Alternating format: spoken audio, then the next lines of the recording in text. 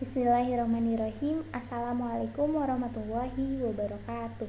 Perkenalkan, nama saya Syabira Nafisa dengan NIM 18621503000. Kelas non-regular C semester 4, program studi pendidikan anak usia dini. Video ini bertujuan untuk memenuhi tugas project test pada mata kuliah nilai Pancasila pada anak usia dini yang diampu oleh Bu Fitrah Mulyanti, SPD, MM. Di video ini saya akan membahas tentang nilai-nilai Pancasila untuk anak usia dini. Para pendiri bangsa Indonesia telah menyusun dasar negara, yakni Pancasila. Tentu setiap warga negara Indonesia harus mengamalkan betul semua sila yang ada dalam Pancasila. Nilai-nilai luhurnya menjadi pondasi dalam diri setiap anak agar kelak ketika anak itu dewasa memiliki karakter kebangsaan.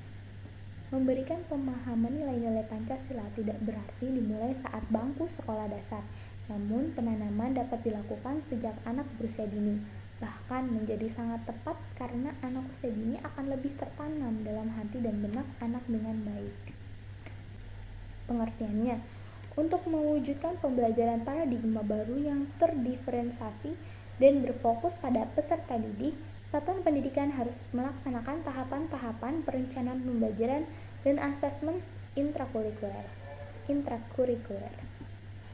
Kurikulum PAUD adalah seperangkat rencana dan pengaturan mengenai bahan ajar serta cara yang digunakan sebagai pedoman penyelenggaraan kegiatan pembelajaran PAUD, di mana kurikulum PAUD bertujuan untuk mengembangkan seluruh potensi anak agar kelak dapat berfungsi sebagai manusia yang utuh sesuai kultur, budaya, dan falsafah suatu bangsa.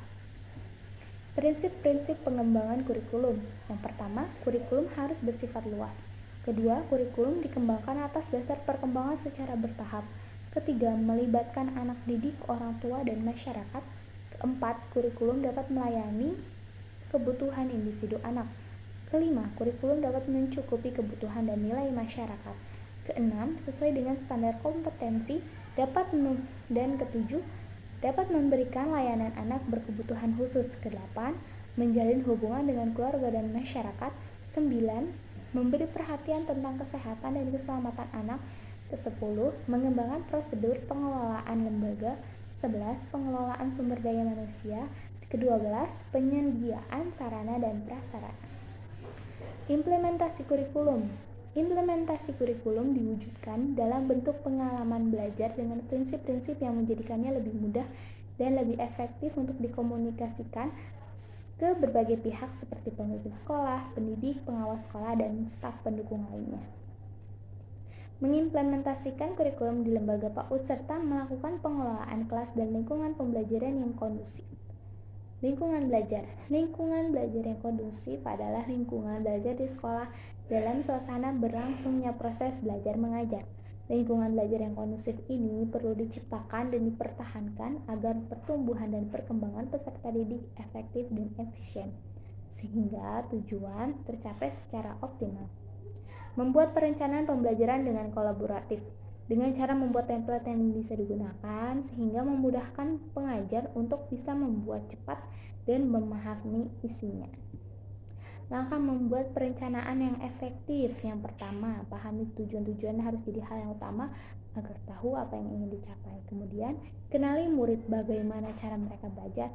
Fokuskan perencanaan pembelajaran, tulis kemampuan yang diharapkan. Tentukan waktu belajar, pastikan kita menentukan waktu yang pas dalam rencana pembelajaran. Gunakan banyak bentuk interaksi. Dengan hal ini, tentu suasana belajar mengajar akan jadi lebih mudah dan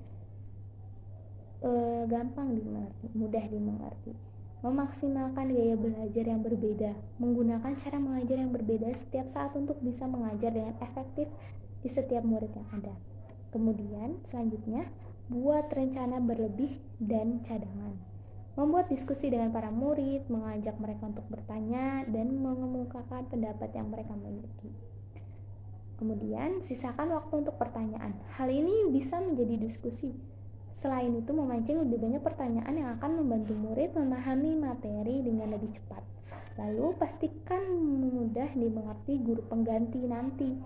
Ketika untuk membuat perencanaan pembelajaran yang mudah dimengerti orang lain atau guru pengganti. Kesimpulannya, di zaman sekarang ini sangatlah penting penerapan nilai-nilai dasar Pancasila bagi anak-anak usia dini. Selain sebagai pembentukan karakter, penerapan ini juga bisa menjadi wadah untuk memperkenalkan tentang kesatuan dan persatuan bagi anak-anak tersebut. Di zaman yang sudah canggih ini, secara perlahan hampir melupakan apa dasar dari negara kita sendiri.